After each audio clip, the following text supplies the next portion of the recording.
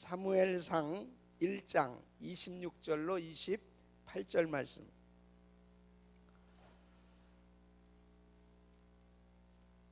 우리 다 찾으셨으면은 우리 같이 한 목소리 읽겠습니다. 시작. 한나가 가로되 나의 주여 당신의 사심으로 맹세하나이다. 나는 여기서 나의 주 당신 곁에 서서 여호와께 기도하던 여자라.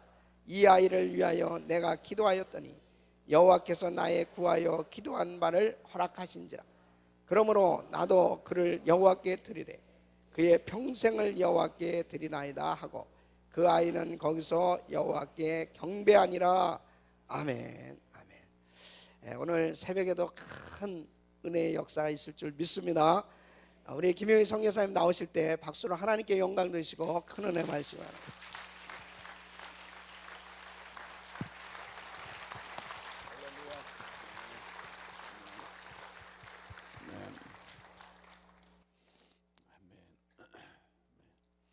주님을 사랑하시는 분만 아멘 하십시다. 아멘, 아멘. 하나님을 하나님답게 높여드리는 것, 그분의 이름이 그분의 이름답게 찬양을 받으시는 것, 그것이 바로 우리의 영광이고 우리의 기쁨이고 우리의 생의 목적이 되는 것입니다. 좀 한번 따라하십시다. 복음을 영화롭게 하라. 복음을 영화롭게 하라. 아멘, 아멘, 아멘.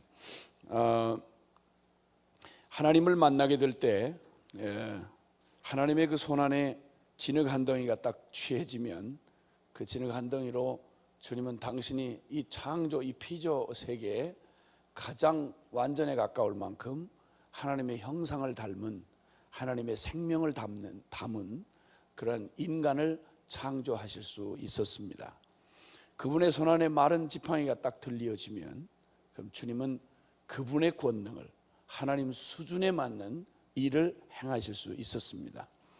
보리떡 5개 물고기 2마리가 그 주님의 손에 들려지면 그러면 그 광야의 굶주림 앞에 있는 줄이고 허기진 청중 남자만 5,000명이 넘는 사람들을 먹이고도 남음에 충분했습니다. 하나님을 하나님으로 대접해 드리는 것, 하나님이 하나님다워지는 것, 이것이 바로 우리의 소망이고 우리의 영광이며 우리의 기쁨인 것입니다. 성경은 이런 하나님을 하나님 되시도록 높여드리기에 충분했던 질그릇 같은 평범한 사람들의 얘기로 가득 차 있습니다.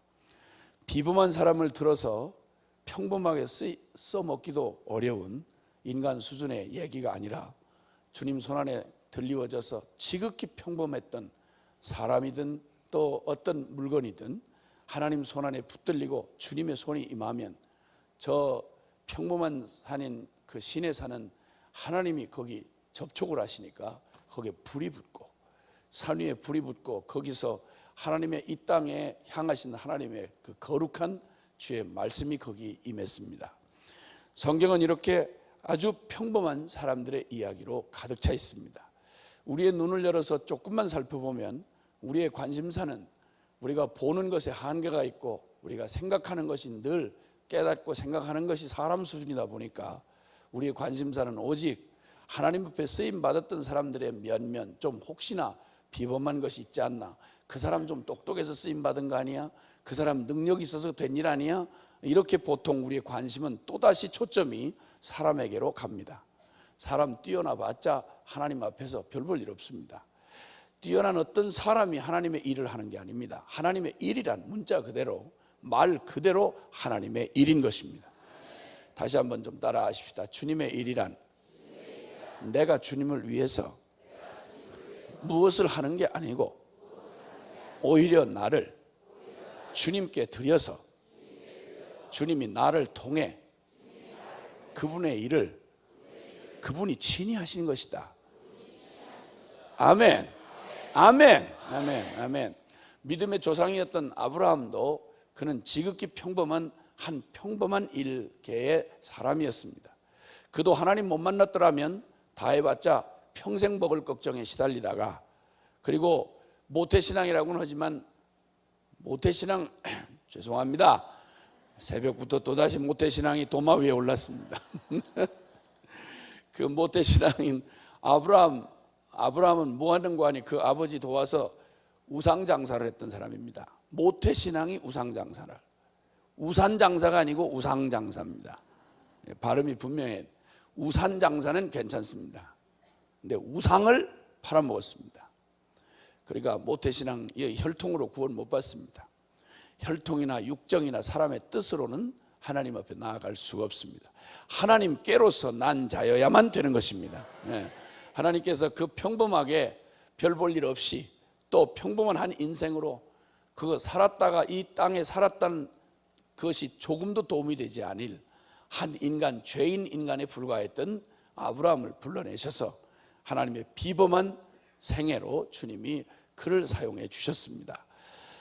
아브라함은 조금만 눈여겨보면 성경은 세상 사람들이 조작해서 만들어낸 위인전 따위하고는 전혀 다릅니다. 성경의 목적은 사람들의 특별히 어떠함을 부각시키는데 전혀 관심이 없습니다. 세상에 보통 위인전이라고 하면 각색을 하고 화장을 하고 그리고 칠을 해가지고 그 사람의 진정한 모습이 드러나지 않습니다. 영웅을 그려내려면 그의 없던 것까지 거짓말을 덧붙여서 인간들의 그들에게 있었던 영웅답지 못했던 그들의 본질에 가까운 그런 약한 모습들은 잘 그려내질 않습니다. 성경은 정확하고 분명하게 아주 핵심적으로 그에게서 나온 것이 그의 비범한 삶이 결코 그에게서 나오지 않다는 사실을 정확하게 보여주고 있습니다. 믿음의 조상인 아브라함은 원래부터 믿음이 그렇게 충실했고 대단했던 사람이 아닙니다. 그는 역시 우리와 동일하게 믿음 앞에서 갈대처럼 흔들리는 연약한 사람임에 틀림이 없었습니다. 하나님의 약속이 지연됐을 때 그는 10년 만에 그의 마음이 완전히 하나님의 약속에서 흔들려서 위기를 맞이했습니다. 다메섹 사람 엘리에셀이라고 하는 자기 종 중에 한 사람을 양자로 입양해서 대신하려고 하는 시도를 했습니다. 주님이 그때 개입해서 말리지 않았더라면 그는 부름은 받았는데, 하나님의 특별한 부름을 받았는데 인간 통박으로 평범한 사람으로 돌아가서 양자통에서 자식이라 낳고 밤바이 퍼먹다가 돌아가실 뻔했습니다. 그런데 주님이 그때 급히 개입하셨습니다. 창세기 15장은 12장에서 부름을 받고 떠났던 그는 15장에 이르기까지 10년 세월이 지났습니다. 생각을 해보십시오. 나이 75세 출발을 했는데 애가 하나도 없는 아브라함한테 주님은 약속을 하나님 수준의 약속을 하셨습니다. 인간 수준의 약속을 하시지 않습니다. 기독교가 또 종교 따위로 전락을 해버리면 사람들은 교회까지 나와서조차 그들은 여전히 속된 죄인의 종교관 정도로 기독교를 이해를 합니다.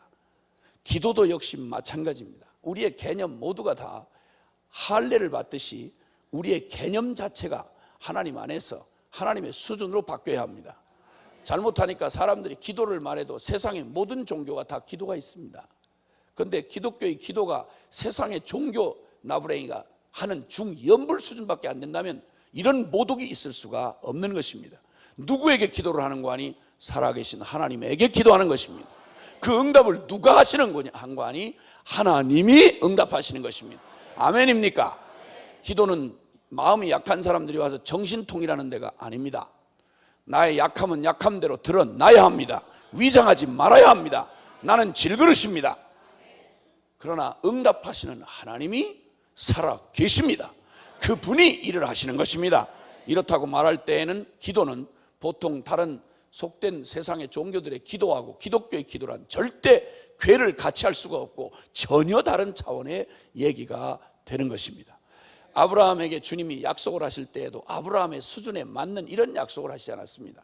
하나님 수준의 약속을 하신 겁니다. 이게 우리로 하여금 어렵게 하는 원인 중에 하나입니다. 주님은 주로 약속을 하실 때 우리 수준에서 보면 거의 뻥 수준에 가까운 이런 약속을 주로 하십니다. 그리고 주로 현찰 거래를 안 하시고 약속 거래를 하신다는데 이게 좀 어려움이 있는 겁니다. 그래서 믿음이 필요한 겁니다. 아브라함이 75살에 약속을 받은 약속이 뭔지 아십니까? 그때 혈혈 단신 자식이 없었습니다. 없었는데 주님께서 우리 아브라함 수준에 맞게 얘기를 하셨더라면 너는 어쨌든 적극적인 사고방식으로 힘을 다하여 소망을 가지고 하여튼 아주 이빠이 땡겨서 애를 낳아보도록 노력을 해라. 건강관리 잘하고 비타민 많이 먹고 그리고 아침마다 운동하고 너 살아. 너도 정신 차리고 긍정의 힘을 믿고 그리고 열심히 하도록 해라. 이렇게 말씀하셔서 어떠하든지 나도 너를 힘껏 네 수준에서 도와주겠다. 늙은 75살 먹은 너희가 너무 욕심은 내지 말아라. 연년생으로 돌이 나도 100살까지 25명 내가 밀어주면 이빠이 밀어주겠다. 이렇게 하면 우리 수준에 맞는 얘기가 됩니다. 근데 주님이 아약 계산기가 다 터져나가도록 애가 하나도 없는 75살 노인한테 뭐라고 한 거 아니? 너로 큰 민족이 이루어지리라. 이러니까 사람이 심장이 확 상해버려 믿어버려야 되는 겁니다. 여러분. 계산이 안 되는 겁니다. 계산이 될 수가 없습니다.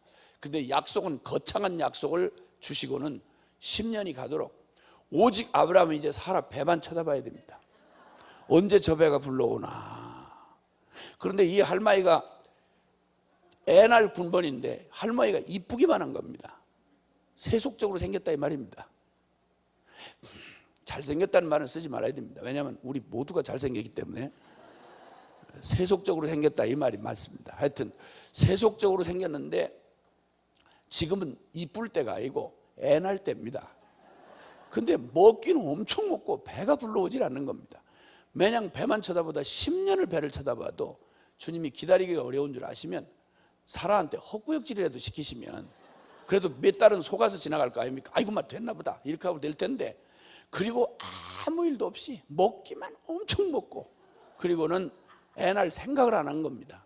10년쯤 됐을 때에는 너무너무 아브라함도 이제 사람입니다. 85살이에요 85살. 아무리 우리보다 지금보다는 많이 사는 때라고 하지만 85살이면 그렇게 청년 때는 아닙니다. 그런데 그때 아브라함이 마음에 기다리다가 마음에 낙심이 돼서 가만히 종들 중에서 참한 사람 다메섹 엘리에셀이라는 사람을 양자로 삼으려고 마음에 딱 결정을 한 그날, 주님과 같이 우리 마음을 아시는 분이 없습니다. 주님은 우리의 마음의 작은 떨림도 주님은 다 살펴보고 계시는 겁니다. 아브라함이 아주 위험한 일을 저지르려고 하는 순간을 주님이 놓치실 리가 없었습니다. 주님은 다른 상황을 보통 위기로 보시지 않습니다. 우리 인생의 가장 위기는 우리 심령의 위기인 것입니다. 사람은 마음에서 말이죠. 어떤 상황에서도 내 마음에 흔들리지 않으면 괜찮습니다. 그런데 이 마음이 흔들려 버리면 상황이 다 남아 있어도 난 틀렸어, 난 안 돼, 이래 버리면 끝장입니다. 그래서 주님이 무릇 지킬 만한 것보다 무엇을 지키라? 더욱 내 마음을 지키라. 왜? 생명의 근원이 이에서 남이니라. 아멘입니까? 근데 아브라함의 위기가 찾아왔던 마음, 심령의 위기가 찾아왔을 때 다른 사람 눈치 못 챕니다. 하나님만이 아시는 겁니다. 그리고는 찾아오셔서 주님이 또 아브라함에게 찾아오셔가지고는 또 현찰을 안 가지고 오시고는 약속만 가지고 오셨습니다. 이게 우리를 어렵게 합니다. 어렵게. 우리도 현실을 살아가면서 주님이 주로 이런 말, 너희는 마음에 근심하지 말라. 하나님을 믿으니 또 나를 믿어라. 그렇지 않으면 하늘의 맨션을 준비해 놨다. 그러니까 하늘의 맨션 이런 약속 자꾸 하시지 마시고 전세돈이나 제때 좀 주시라 이겁니다. 이게 우리를 어렵게 하는 것 중에 하나입니다. 그렇지 않습니까? 너희는 하나님의 사랑스러운 아들이요 딸이다, 황태자고 공주다, 이렇게 말씀하시기보다는 제발 좀 우리를 조금 체면을 세워주셔서 그저 우리 자식 대학 보내면 좀 괜찮은데 좀 들어가도록 좀 밀어주시라 이겁니다. 그 안 그러고 약속만 거창하게 하시니까 우리가 때때로 하면 어려운 거예요. 그래서 주님이 아브라함한테 나타난, 낙심한 아브라함한테 나타나서 창세기 15장에 있는 말씀을 제가 하도 여러분이 감동 없이 읽으니까 현장 입체 낭독을 지금 하는 중입니다. 그 아브라함에게 주님이 나타나서 아브라함아, 나는 너의 지극히 큰 상급이요 너의 방편이라. 여러분 얘기 자체가 어마어마한 겁니다. 근데 이것도 마음이 그래도 괜찮을 때 얘기지, 사람 마음이 낙심되면 귀에 들어오는 말이 없어요. 그러니까 아브라함이 전혀 은혜를 못 받은 표정으로 뭐라고 중얼중얼 대는 거야. 하나님의 사자가 와서 그렇게 거창한 약속을 하시니까 주여 별로 은혜가 되질 않나이다. 그리고 지금까지 10년 동안 기다렸는데 애새끼가 하나도 없고 무자하오니 내가 무엇을 더 기다리까? 저도 다 생각이 있는 놈이라 이쯤에 좀 신경 쓰고 참한 놈 하나 봐줬는데 다메섹 사람 엘리에셀입니다.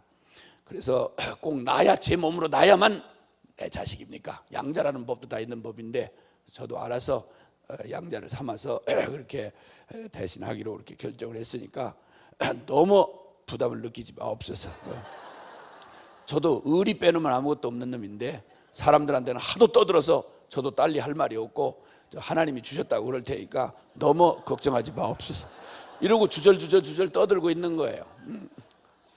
만약에 주님이 우리 수준이었으면, 하나님이 우리 수준이었으면, 아이고 아브라함아, 아유 너 정말 그렇게 해도 괜찮겠냐? 아니 나도 너를 불러놓고 보니까 너무 늙었더라야. 아유 그거 참 곤란해서 말을 못하고 그랬는데 너 정말 그래도 괜찮겠냐? 이렇게 하셨으면 하나님은 우리 수준이야. 근데 정말 하나님은 처음에도 하나님이면 지금도 하나님이시고 앞으로도 하나님이시고 우리 수준에 안 맞추세요. 하나님 수준으로 응답하실 거예요. 아멘이십니까? 하나님을 우리처럼 생각하지 마세요. 하나님이 당신을 낮추사 우리를 사랑하셔서 우리의 눈높이를 맞추시고 당신이 낮아지셔서 우리를 사랑하시기 위하여 당신이 낮아지시는 자세를 취하실 수는 있으나 하나님을 하나님 아닌 것으로는 될 수 없는 것입니다. 이때 주님이 말씀합니다. 아브라함 너 문자 바꾸지 마라. 자꾸 수정하지 말아라 이놈. 너 눈을 똑바로 들고 쳐다봐. 하늘의 별을 헤아릴 수 있느냐? 바다의 모래알을 헤아릴 수 있느냐? 내가 너에게 한다고 말한 나는 전능한 하나님이다. 반드시 너에게 언약한 걸 문자 그대로 하나님 수준으로 이루리라. 아멘. 이때 창세기 15장 6절은 아브라함이 이에 여호와를 믿음에 그 믿음을 의로 여기셨더라. 믿음의 조상인 아브라함이 믿은 하나님은 하나님이십니다. 아멘입니까? 하나님이십니다. 그분은 하나님 수준의 약속을 하실 일이 것이며 그분은 하나님 수준으로 그 일을 이루실 것이며 그분은 하나님답게 영광을 받으실 것입니다. 아브라함은 이렇게 평범한 사람이었습니다. 그는 또 우리처럼 두려움이 많았습니다. 사람인지라 계산을 하니까 먹을 게 없어가지고 애굽으로 내려갔을 때 그 스스로 생각하기에 자기 부인이 세속적으로 생겼다는 걸 누구보다 잘 압니다. 그리고 애굽 사람들이, 이 애굽 놈들이 엄청 여자를 밝힌다는 걸 잘 알고 있었습니다. 갑자기 두려움이 밀려왔습니다. 그래가 미리 만반의 유비부하이라고 믿음으로 준비를 한 게 아니고 인간으로 준비를 했습니다. 그래가지고 사라 누님한테 이렇게 얘기를 합니다. 여보, 당신은 나를 사랑하나? 네. 우리는 현실을 냉정하게 직시해야 된다. 정말 나를 사랑하나? 네. 그러면 여기는 애굽이고 당신은 알이 닦고 그리고 사람들은 여자를 많이 밝힌다. 근데 말하자면 이놈들이 당신한테 미쳐가지고 만약에 당신을 뺏으려고 하는데 내가 남편인 줄 알면 그들은 나를 죽이고 당신을 뺏어갈 거다. 우리는 현실을 냉정하게 직시해야 된다. 당신을 날 사랑하나? 네. 그러면 묻겠는데 곤란하지만 묻겠는데 어차피 끌려갈 거면 내가 죽고 끌려가는 게 좋겠나? 아니면 나도 살고 당신도 끌려가 그게 좋겠나? 그랬더니 당신도 살고 나도 끌려가 그게 좋겠죠? 그 남편의 그 마누라야. 그래가지고는 둘이서 그러면 좋아. 그러면 원래 당신은 나의 동생이었잖아. 이복 동생이었잖아. 그러니까 날 원래 내가 오빠잖아. 우리는 늘 잊지 말고 유비무환의 정신으로 살아야 돼. 날 보고 오빠 이래봐. 이래가지고 그 사라 누님이 또 연습을 같이 해요. 오빠 왜 이래가지고 이렇게 연습을 해가지고 유비무환으로 준비를 했어요. 근데 이상하게 재수 없는 믿음은 꼭 그대로 돼요. 그래가지고 바로 왕 그놈 새끼가 글쎄 여자가 한둘이 아닌 놈 그놈이 글쎄 아니 세상에 65 먹은 할머니를 글쎄 그 미쳐가지고 데려간 거예요 글쎄. 그래 준비 다 됐잖아요. 그래 끌려가는데 그 믿음의 조상님께서 텐트 문에 서가지고 동생 잘 가. 그러니까 또 사라는 또 오빠 안녕 이렇게 하고 가는. 이게 우리 믿음의 조상님들 얘기예요 이게. 우리는 이런 얘기를 읽으면 가슴이 따뜻해져. 아우, 저분들도 우리랑 비슷하구나. 근데 비슷하려면 같으려면 끝까지 같아야 돼. 연약한 것만 같아서는 안 돼. 이들은 결론이 연약이 아니고 믿음이 결론이 됐어요. 하나님이 위기 가운데 건져주셨으니 망정이지 큰일 날 뻔했어요. 생각을 해보세요. 하나님이 약속받은 아브라함의 부인인 사라가 바로한테 끌려가서 그놈의 애를 낳았다 이러면 성경 다시 써야 돼요. 정신 사나운 얘기 일어날 뻔했어요. 그러니 주님이 아브라함 믿음 좋아서 이긴 게 아니라 아브라함이 팔아먹은 마누라를 결정적인 순간에 바로 이놈 새끼가 아주 그냥 뭐 입에 침이 바짝바짝 바르고 난리가 났어. 준비를 하고 주님이 그때까지 내버려 두셨다가 주님은 거의 일하실 때 저비용 고효율로 일을 하세요. 내버려 두셔. 그러다가 그놈이 모든 준비를 다 하고 막 이빠이 에너지가 다 소진이 될 만큼 해가지고 사라를 손을 대려고 할 때 주님이 가만히 계시다가 요란하게 비용을 쓰실 필요도 없어요. 너 숨 그만 쉴래? 이렇게 된 거예요. 아찔했지. 뭐 그 이후의 사건을 다 얘기하려면 성경 다 창세기를 얘기해야 되니까 이 아침에 시간이 없어. 무슨 얘기하려고 하는 거 아니? 아브라함 믿음 좋아서 아브라함의 믿음이 대단해서 믿음의 조상이 된 게 아니라 우리와 똑같은 평범한 사람이었어. 두려움이 많았고요.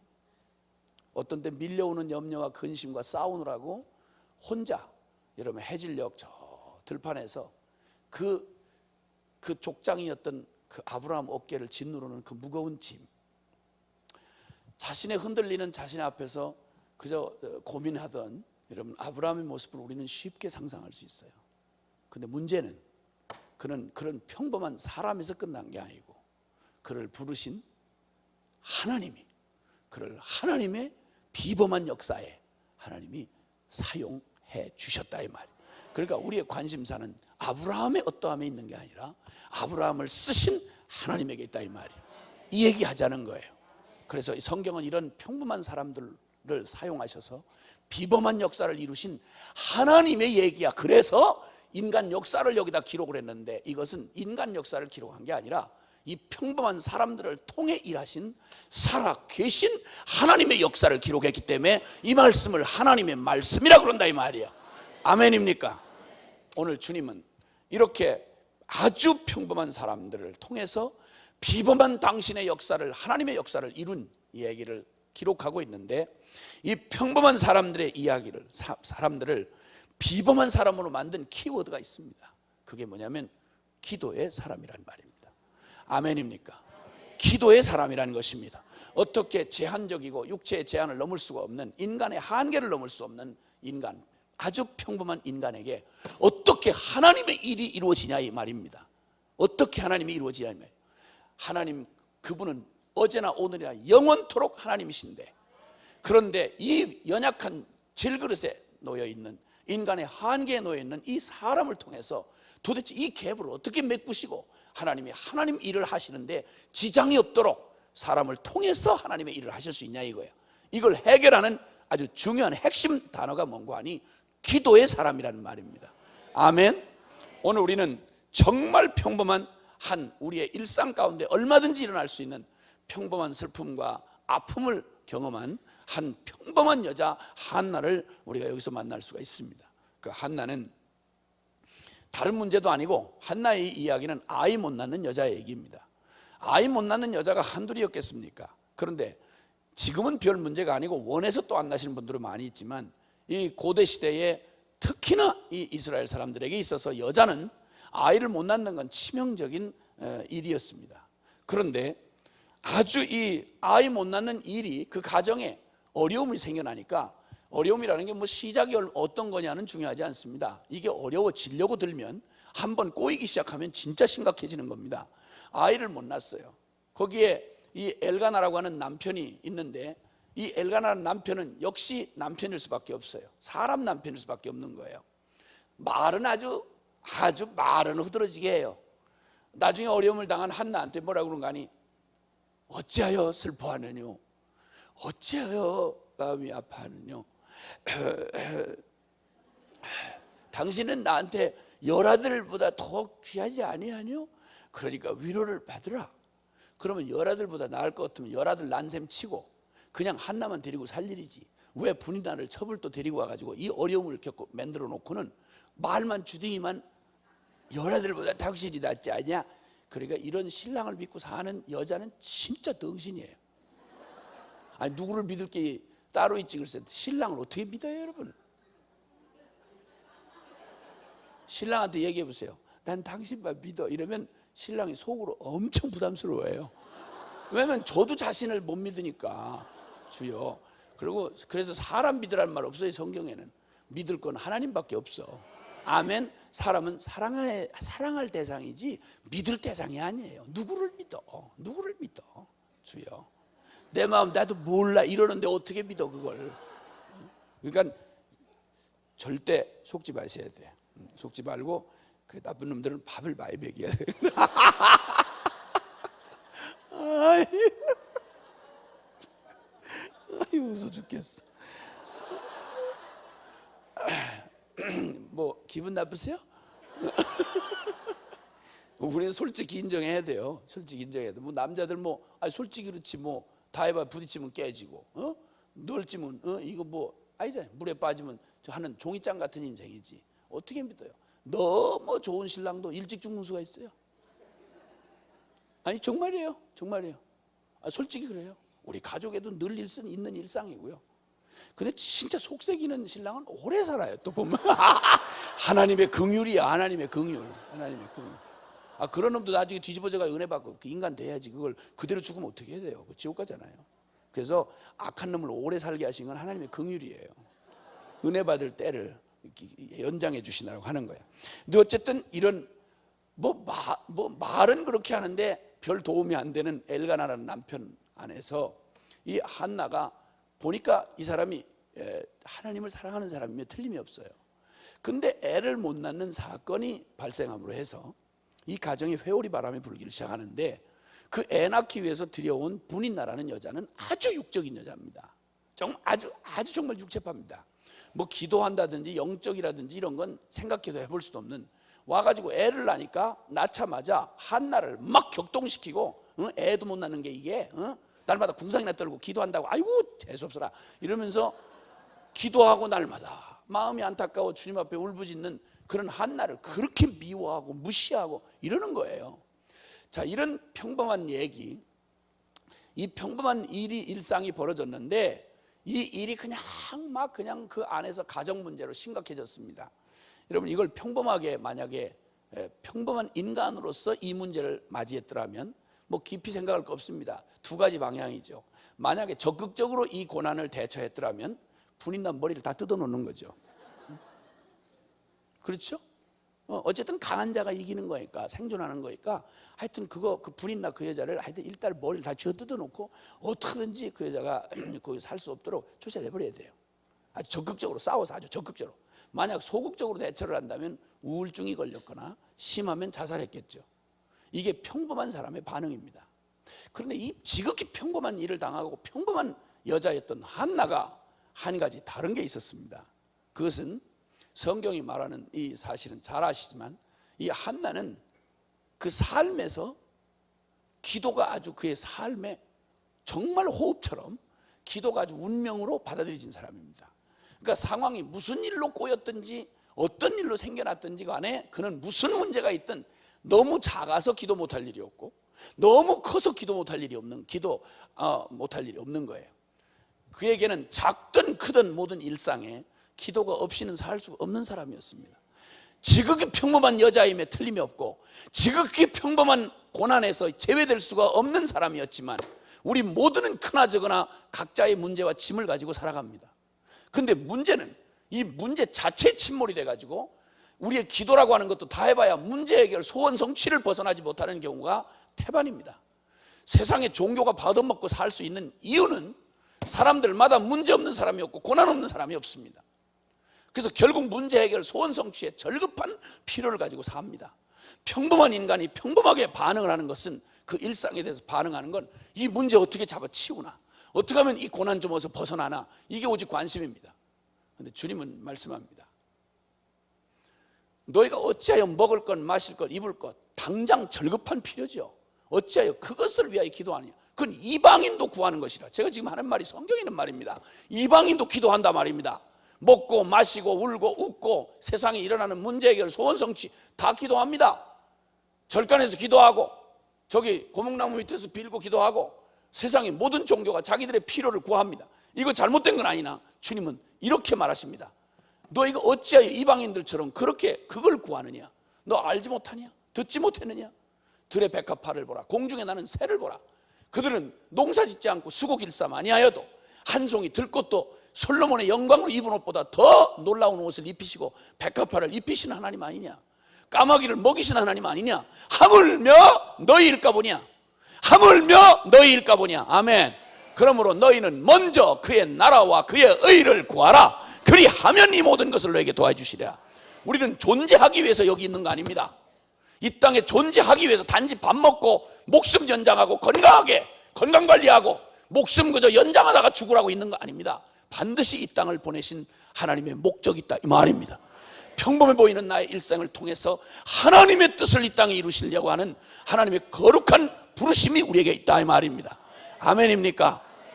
지극히 평범한 일상에서 찾아오는 모든 상황을 이 한나는 이 일 당하는 모든 것에서 혼자 당할 수가 없었습니다.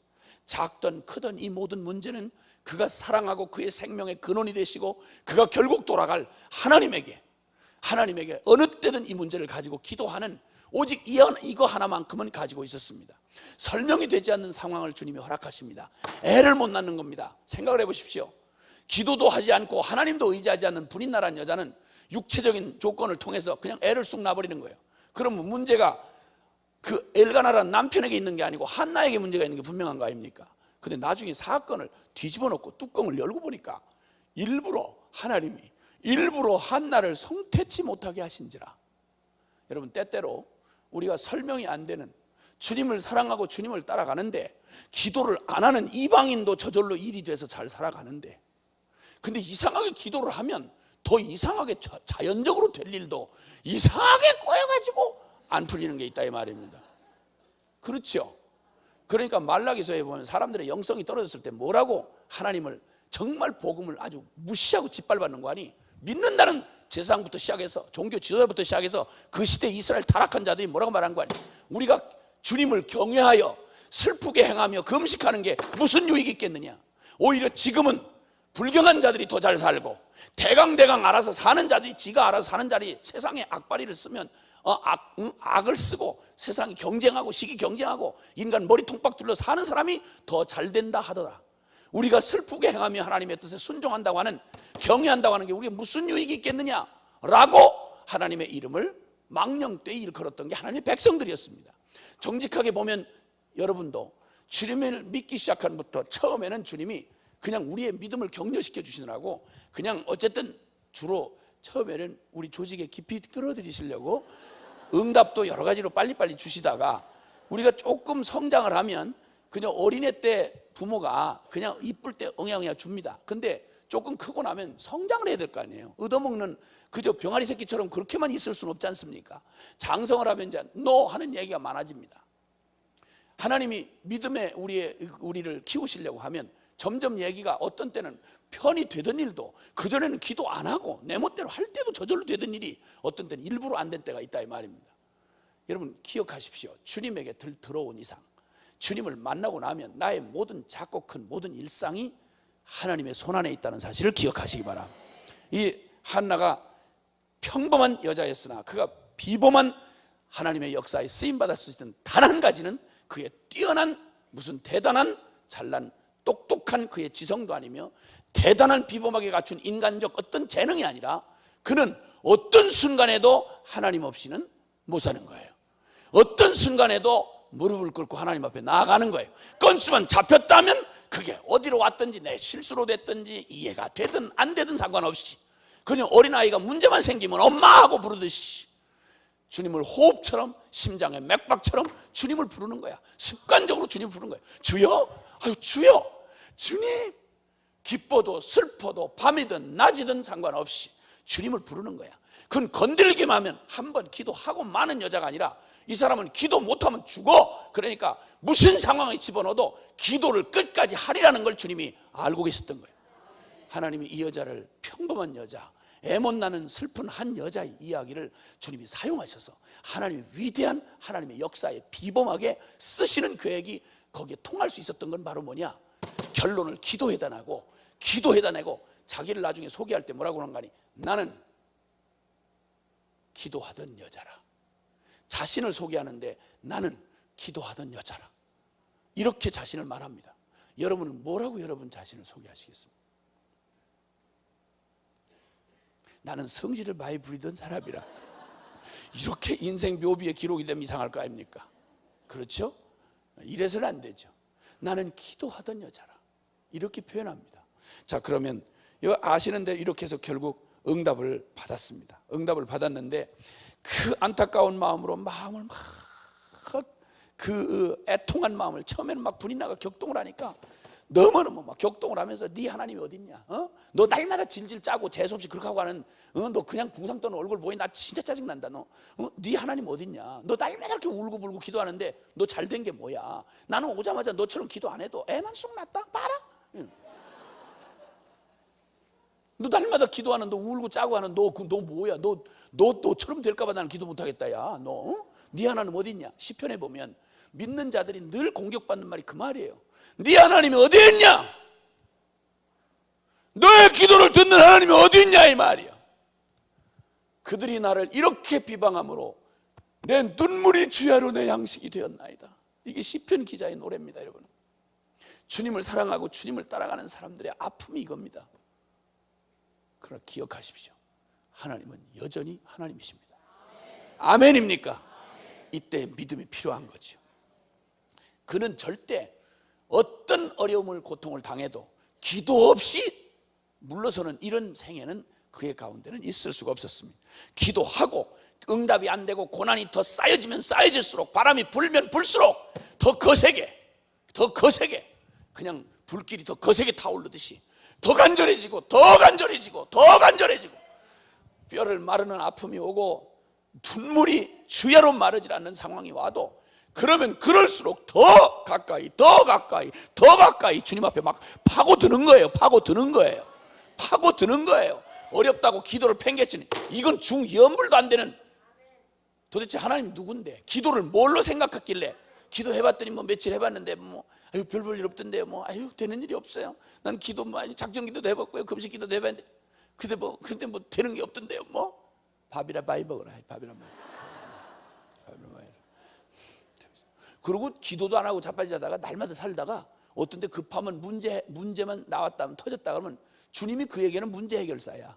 그거 와가지고 쫙 며칠 밤 이렇게 작정하고 며칠 밤 철을 했다 이거. 그래 놓고 지가 원하는 시간에 응답이 안 온다 이거지. 그러면 또 뭐라고 말하는 거 아니? 주야! 입장을 바꾸는 거잖아. 입장을 바꿔놓았다 이건 어떡하려고 그래. 지가 어떡하려고. 그 무슨 말인지는 알고 떠드는 말이야? 아니 그러다가 또 정세가 더 심해진 뭐라고 그러는 거 아니? 주여 살아계시나이까 돌아가셨나이까 이러면서 주님 생사 확인을 지가 왜 하냐고. 그분은 영원하신 분이야. 우리나 사망 신고를 하고 이러지 하나님이 언제 사망 신고할 필요가 있어요?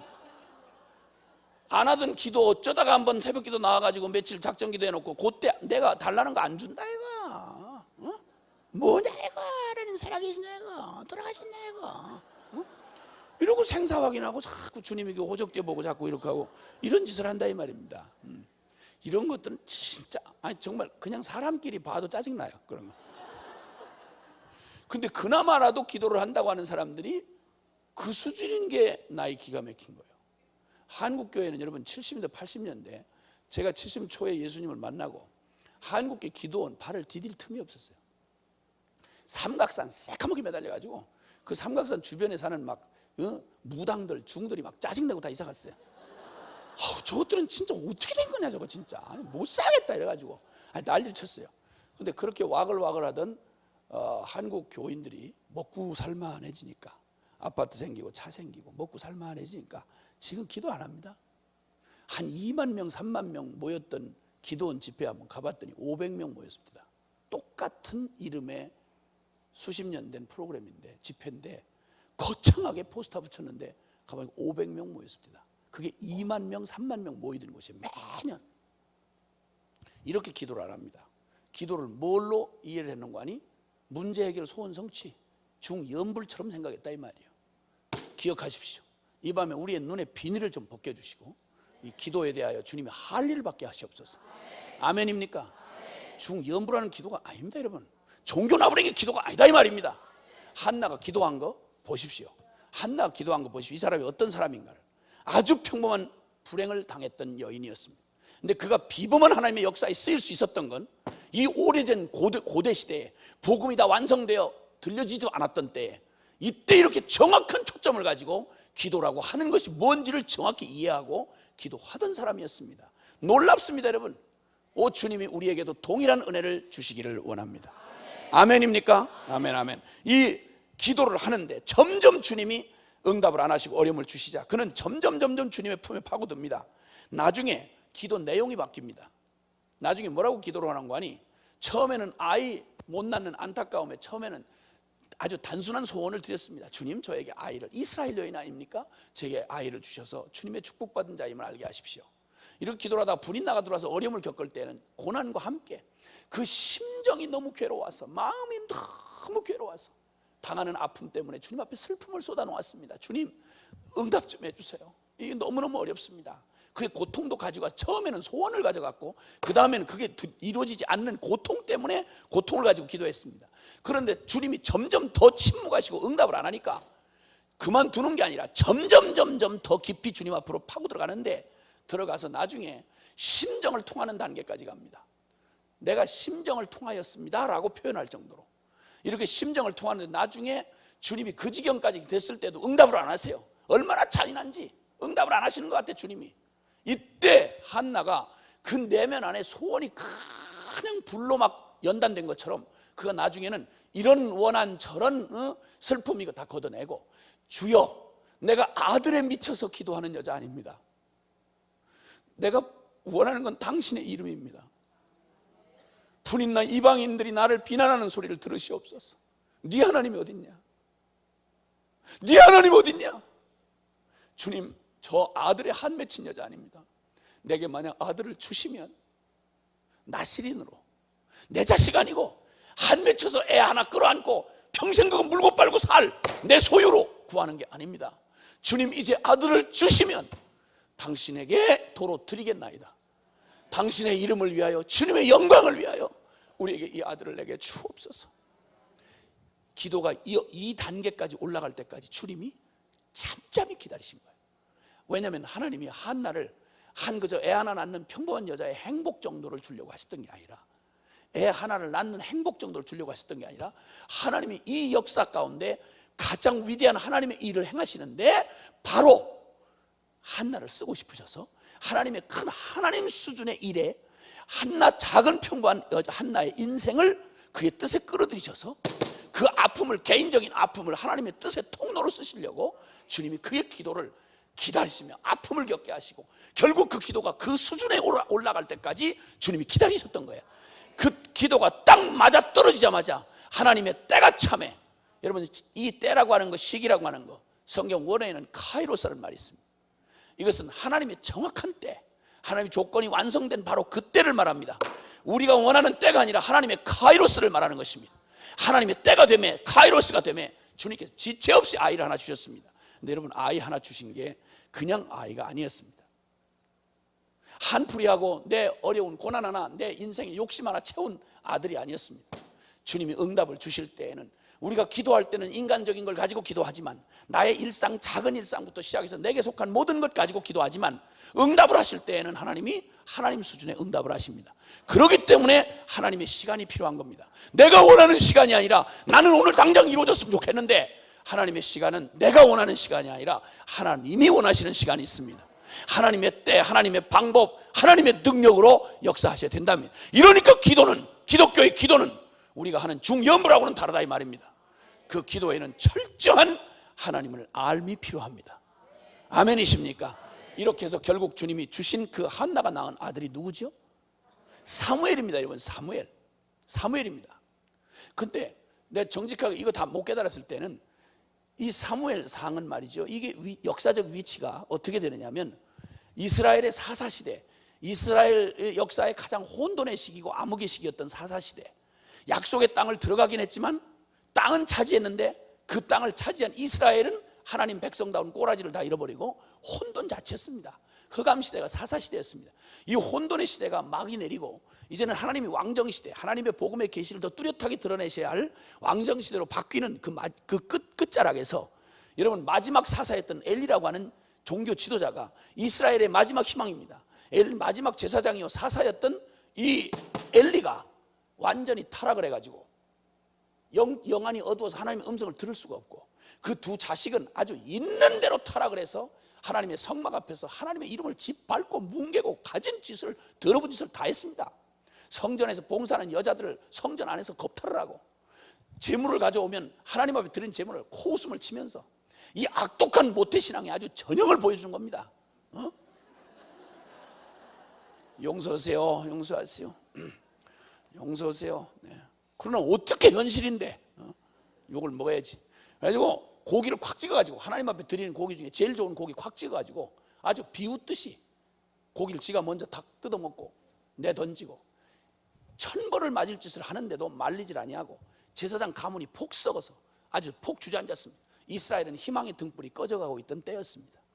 그때 남자들 많았습니다. 힘센 놈도 많았고 밥 많이 먹는 놈도 많았습니다.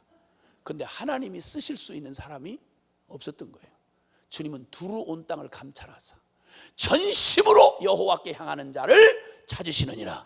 아멘입니까? 강하냐 약하냐 남자냐 여자냐 이게 중요한 게 아니고, 그게 중요한 게 아니라 하나님 없이는 한순간도 살아갈 수 없는 전심으로 여호와만을 의지하는 그 사람들을 통하여 평범하지만, 그러나 평범이 끝이 아니고 비범하신 하나님, 영원하신 하나님을 절대적으로 의지하는 믿음의 사람, 기도의 사람을 하나님은 찾으신다 이 말입니다.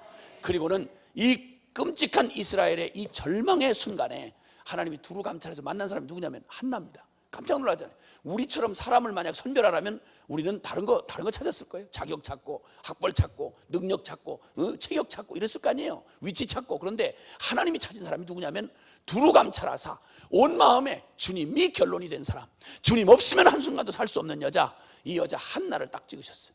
그리고는 일부러 아이를 못 낳게 하셔. 이러다 보니까 상황이 꼬이기 시작하니까 이 여자가 가지나, 결론이 기도 아닙니까? 자기 개인의 문제로 시작된 기도를 가지고 하나님 앞에 그냥 엎어지기 시작하니까 하나님이 그걸 일부러 응답을 미루시면서 그 여자의 내면을 다루시는 거예요. 이러다가 그 기도가 그 경지에 딱 다다랐을 때, 하나님 뜻에 딱 맞았을 때 응답을 하시는데 애 하나 주는 응답이 아니야. 그게 누군가니? 사무엘이야. 사무엘은 바로 이런 암담하던 시절에, 여러분 다 타락하고 끝장이라고 이스라엘 등불이 꺼져가던 그때에, 여러분 말이 그 땅에 평생에 그 말 한마디도 땅에 떨어진 적이 없는 사무엘이라는 기가 막힌 영적 지도자를 세우시고, 이를 통해서 여러분 다윗이라고 하는 하나님의 왕국의 아브라함과 다윗의 자손 예수 그리스도를 보내시는 그 중요한 하나님의 구원 역사의 중요한 핵심 키를, 그 사람을 세우는 일에 쓰임받았던 사람. 그래서 역사의 가장 중요한 사무엘상 1장 2장이 애 못 낳는 한 불쌍한 여자의 얘기가 이 중요한 성경 역사의 첫 장과 둘째 장을 그냥 꽉 차지하는 거야. 아멘. 그러니까 하나님 나라의 역사에는 빅뉴스감, 크고 중요한 게 우리가 생각하는 가치하고는 전혀 다른 거야. 아멘입니까? 이 교회에서 큰 사람은 다른 사람이 아니야. 드러나 있는 사람이 아니라 하나님이 정말 비범하게 사용할 수 있는 하나님만으로 결론이 난 사람, 기도 없으면 못 사는 사람, 이 사람을 통해서 하나님이 눈에 보이는 유명한 사람이 하나님 나라의 중요한 역할이 아니고, 여러분 하나님 앞에서 그분 아니면 다른 게 없는, 다른 길이 없는 오직 한 길로 주님만을 의지하는 사람, 주님에게 기도하는 사람, 그를 통해서 하나님은 당신의 비범한 역사를 이루신다 이겁니다. 쓰임받는 모든 사람이 다 역할이 달라. 그러나 우리가 공통적으로 우리가 포기할 수 없는 한 가지가 있어. 그건 뭐냐면 평범한 우리 모두를 다 주님께서 사용하셔서 비범하신 하나님의 역사를 이루시는 일에 한 가지 키워드는 기도하는 사람이다 이 말이에요. 아멘입니까? 이렇게 해서 사무엘을 주셔가지고 주님께서 그 놀라운 영광을 하나님께서 이어가시는 하나님의 역사를 하셨다 이 말입니다. 자, 그러면 어떻게 한나가 고집이 세가지고 나는 한 번 한다고 하면 끝까지 해, 이게 아니고 한나를 그렇게 중단하지 않는, 기도가 결론이 되도록 만든 데에는, 그렇게 만든 데에는 그 원인이 있다고 할 수 있어요. 여러분 이 그는 기도를 들으시는, 첫째는 기도를 들으시는 하나님이 어떤 분인지를 정확히 알았습니다. 아멘입니까? 다시 말하면 복음에 대해서 알았다 이 말입니다. 여러분, 이 하나님의 이 엄청난 기도, 이 기도는 하나님의 역사를 길게, 시간이 없기 때문에 길게 말을 못하겠습니다. 오늘 새벽에는 길게 말하지 않을 겁니다. 어제는 길었어요. 저도 조금 힘들더라고. 그래서 오늘은 저도 살고 여러분도 살고 같이 짧게 할 거예요. 그래서 결론만 말씀드릴 거예요. 다시 한번 따라합시다. 사람이 일을 하면 사람이 일할 뿐이지만 사람이 기도를 하면 하나님이 일하신다. 할렐루야. 아멘입니까? 이 복음과 기도는 아주 밀접한 관계가 있습니다. 복음에 걸러지, 복음 앞에 나오지 아니한, 복음이 나에게 실제가 되지 아니한 사람이 기도를 한다고 할 때는 어쩔 수 없이 자아 추구할 수밖에 없고 어쩔 수 없이 세속적인 기도를 할 수밖에 없어. 그러면 기독교의 기도하고는 거리가 먼 거야. 그런데 놀랍게도 주님이 우리에게 기도를 맡기셨을 때 예수님이 복음을 완성하신 우리 예수님이 이 기도에 대해서 말씀하실 때 어떤 차이가 있는지 한번 들어보세요. 요한복음 14장을 빨리 찾아가 보세요. 얼른. 거기는 얼른 찾아가 보시는 거예요. 요한복음 14장. 요한복음 14장 찾으셨으면은 12절부터 14절까지 눈을 크게 부릅뜨고 읽으시는 겁니다. 시작. 내가 진실로 진실로 너에게 이르노니 나를 믿는 자는 나의 하는 일을 저도 할 것이요 또한 이보다 큰 것도 하리니 이는 내가 아버지께로 가미니라. 너희가 내 이름으로 무엇을 구하든지 내가 시행하리니 이는 아버지로 하여금 아들을 인하여 영광을 얻으시게 하려 함이라. 내 이름으로 무엇이든지 내게 구하면 내가 시행하리라. 아멘. 아멘. 주님이 감당도 못할 약속을 하시는데 이게 바로 십자가에 못 박기 전날 밤 하신 말씀입니다. 뭐라고 그러시는 거 아니? 내가 나를 믿는 자에게 약속을 하는데 나를 믿는 자는 예수님이 하시던 일을 저도 할 것이요 예수님보다 더 큰 일을 하리라. 놀라는 표정이라도 해보세요. 주여, 다시 한 번만 기회를 드리겠어요? 나를 믿는 자는 나의 일을 할 것이요 나보다 더 큰 일도 하리라. 할렐루야. 아멘. 아멘. 이게 정상이죠. 이게 정상이지. 이걸 상상할 수가 없는 얘기를 하시는 거예요. 그렇죠? 그런데 그게 바로 뭐냐면 내가 아버지께로 가미니라. 즉 십자가의 구속을 완성하고 하나님과 원수되었던 죄인이었던 우리를 완전히 십자가로 연합시키셔서 이제는 우리로 아들의 명분을 얻게 하셔서 예수님의 자격으로 하나님 아버지 앞에 직접 나아가 기도, 예수 이름으로 기도하여 하나님 아버지가 사랑하는 아들 예수 그리스도에게 응답하듯이 바로 나에게 응답할 때는 주님 아버지께서 그렇게 응답하시는데 놀라운 건 그걸 실제로 우리 현실에서는 어떻게 이루시느냐. 너희가 내 이름으로 무엇을 구하면 내가 너희한테 능력 줘서 이렇게 하겠다 이 말을 안 하시고 너희가 내 이름으로 구하면 내가 시행하리라. 아멘입니까? 우리는 작은 순종의 걸음을 걷는데 하나님은 그것을 통하여 어마어마한 당신의 권능으로 주님의 역사를 이루게 하시는 것입니다. 주님이 하시는 일은 눈에 잘 안 띕니다. 그러나 하나님 수준의 일을 하십니다. 이 얘기는 기도가 바로 이런 어마어마한 기도입니다. 그러니까 주님이 가르쳐준 주기도문 있지 않습니까? 주기도문 이건 아이고야 드디어 예배 끝나네. 예배 끝나는 신호로 주신 게 아니고 주기도문 내용을 보세요. 너희가 이렇게 기도하라. 그러니까 이 주님이 가르치는 이 기도의 중요한 원리가 여기 다 녹아져 있습니다. 이걸 깊이 생각을 했더라면 기도의 혁명이 일어났죠. 우리 기도의 혁명이 일어났다고요. 그런데 이걸 그냥 계속 그냥 이거 문장 외우는데 다 급급했고 그리고 늘 써먹는 건 빨리 얼른 주기도문하고 빨리 회의해요. 빨리 주기도문하고 이렇게 써먹었어요. 뭐 끝내는 신호로. 근데 주기도문이 두 부분으로 딱 나와 있잖아요. 근데 앞부분만 생각해 보세요. 이름이 거룩히 여김을 받은 내 하늘에 계신 우리 아버지 이름이 거룩히 여김을 받으시라. 하나님의 이름이 거룩히 여김을 받으시는 이 일은 하나님만이 하실 수 있는 일이에요. 그분의 영광을 그분이 취하시는 거예요. 그 다음에 하나님 나라가 이 땅에 임하시고 하나님 나라가 하늘나라가 하나님의 통치가 이 땅에 임하시고 뜻이 하늘에서 이루어진 것처럼 땅에서도 이루어지이다. 이거 전부 하나님 수준의 일이에요. 그런데 왜 우리 보고 기도를 하라고 하느냐? 어마어마한 거예요. 주님이 우리를 초청하셔서 그분의 동역자를 삼으셔서 우리에게 기도하라고 하시고 믿으라고 하시고 이를 우리가 기도하면 하겠다는 거예요. 그러면 이 놀라운 얘기는 이와 같은 거예요. E.M. 바운즈라고 하는 기도의 고전으로 알려져 있는 기도의 능력이라는 책에서 보면 E.M. 바운즈라고 하는 분이 이런 표현을 했어요.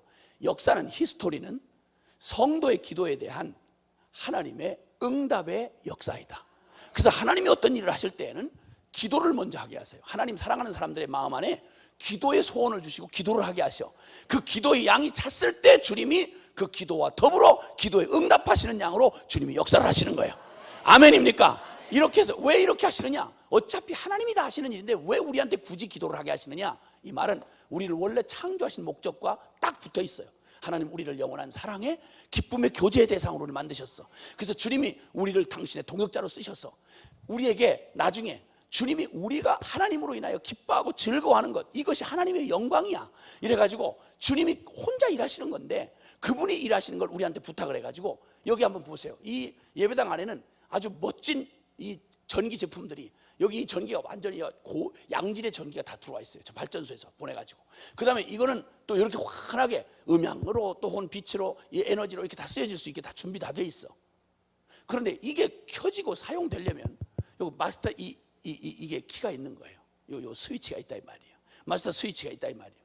오늘 여기 이 새벽에 이 집회가 가능하도록 이 모든 시스템이 가동되도록 하는 이 스위치를 올리고 가동을 하신 분, 그분에게, 오늘 이 불 켜주신 분에게 감사를 드리고, 오늘 이 화상을 띄워주시는 분에게 감사를 드린다, 이렇게 얘기를 할 때 우리는 이 감사, 이 사건에 대한 감사를 누구한테 하는 거 아니? 스위치 올리는 사람한테 한단 말이야. 아, 오늘 새벽에 불 켜주셔서 너무 감사해요. 우리 모르는 사람만 있었더라면 이거 캄캄한 데서 불 켜놓고 할 뻔했는데 너무 감사해요. 그래서 그 영광을 그렇게 하지 누구도 여중에 오늘 아침 여기 전기가 켜질 수 있도록 수고하신 발전소 직원 여러분께 감사를 드립니다, 이렇게 말 안 해요. 이렇게 말 안 해. 공사업자 제위께 감사를 드립니다, 이렇게 안 한다고. 오늘 이 영광을 누구한테 돌리는 거 아니? 스위치 올린 사람한테 돌리는 거야. 근데 사실은 그 사람은 스위치 올린 거밖에 없어. 역사는 하나님이 다 일을 하셔. 하나님이 계획하시고 하나님이 진행하시고 하나님이 결말을 지으셔. 그런데 그 키를 누구한테 맡겨놓은 거 아니? 스위치를 누구한테 맡겨놓은? 우리한테 맡겼다 이 말이야. 그래서 그 키를 올리면 불이 들어오고 안 올리면 들어올 수 없어. 아멘입니까? 그리고는 왜 이렇게 하시는 거 아니? 따라합시다. 우리 주님은 우짜든지 트집을 잡아서 우리에게 복 주기를 기뻐하신다. 아멘.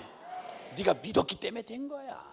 네가 스위치를 올려서 된 거지. 전기를 아무리 많이 보내도, 아무리 여기 시설이 좋아도, 네가 스위치 그때 안 올렸으면, 너 스위치 박스 그 키 갖고 있는데 네가 어디 가서 놀러 가서 안 나왔더라면, 너 개기고 또 버텼더라면 우리 전부 다 촛불 켜고 할 뻔했잖니.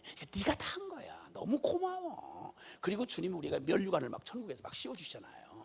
그때 우리는 지금 같으면 막 면류관, 맞아요, 내가 스위치 켰어요, 내가 다 한 거예요, 이러지만 천국에 가면 양심이 밝아져가지고 면류관을 벗어서 주님 발 앞에 던지잖아요. 주님이 다 해놓으시고 왜 그러세요? 그리고 벗어드리면 주님 다시 우리에게 쓰여주시고, 이렇게 해가지고 둘이서 너무 행복하게 하시려고. 그래서 기도는 의무가 아니고 어마어마한 특권이다 이거지. 아멘. 결론 딱 한 가지야. 기도하리라. 이 결정만 하면 돼. 무슨 일로, 내가 죄를 저질렀거나 아니면 내 실수로 되어졌거나 무슨 사연으로 시작된 일이든 간에, 적은 일이든 큰 일이든 어떤 사건이든지 간에 주님 앞에 그것 트집 잡고 하나님 앞에 나오는 거야. 해보고 말일 이게 아니고 일단 기도하는 자체가 성공이야. 그러면 나는 다 할 수 없어도 하나님이 내 삶에 기도하는 그 무릎을 통해서 하나님의 뜻을 마음껏 역사하시고 일하신다 이 말입니다. 꼭 한나의 못 낳는 개인적 사건을 통해서 하나님의 이 위대한 이스라엘 역사를 이루어 가셨던 주님처럼. 아멘입니까? 이 한나의 이 사무엘성 돌아가셔서 약속을 하시는데 가시면 사무엘서 2장을 읽어보시는 거예요. 그 2장을 읽어보면 성경에 유명한 찬가 두 가지가 있어요. 하나는 성모 마리아의 찬가가 나와 있어요. 누가복음에 나오는. 또 하나 구약의 찬가는 이 바로 한나의 찬가예요. 이가 평소에 어떻게 하나님을 알고 있었는지가 그 찬미 속에 나타나 있어요. 하나님에 대한 정확한 지식이 있었던 거야. 하나님이 얼마나 위대하시며 하나님이 모든 만유를 내 눈에 복이 없다든지 내 모든 일생과 역사를 다스리시는 통치하시는 분이 하나님이라는 걸 정확히 알고 있었어요. 그리고 하나님이 결국은 진리가 승리하고 주님이 결국은 만유의 주제가 되시며 복음이 영원롭게 될 것에 대한 확실한 믿음이 있었다 이 말입니다. 그렇기에 그에게 다가오는 상황들 눈에 보이지 않고 손에 잡히지 아니하지만, 그러나 그가 믿음으로 하나님 앞에 나아가 나는 기도 외에는 다리 결론이 없다. 이 모든 역사는 엘가나도 아니며 분인나도 아니다. 나도 아니다. 오직 하나님만이 키를 갖고 계신다. 그러므로 나는 하나님만 붙잡고 늘어질 거다. 하나님만 붙들고 늘어질 거다. 이 교회의 문제는 하나님 손 안에 달려 있습니다. 이 교회의 비전은 하나님 손에 달려 있습니다. 기도하리라고 작정한 하나님의 사람을 통해서 주님이 역사하십니다. 여러분의 개인의 평범한 삶, 여러분이 당했던 개인적 슬픔, 여러분의 당했던 개인적 한계, 이 모든 걸 핑계잡아 하나님 앞에 나가십시오. 기도할 거리가 너무 많지 않습니까? 일단 나오십시오. 그러면 기도하기만 하십시오. 나는 기도하던 사람이라고 말할 수 있는 일생을 사십시오. 그러면 주님이 이루신 십자가의 복음의 영광스럽고 위대한 그 십자가의 피값이, 보혈의 값이 우리에게 이름이 되어 예수 이름으로 기도하는 우리의 삶을 통해서 평범한 나의 문제를 가지고 하나님의 위대한 역사에 사용하시는 것입니다. 할렐루야.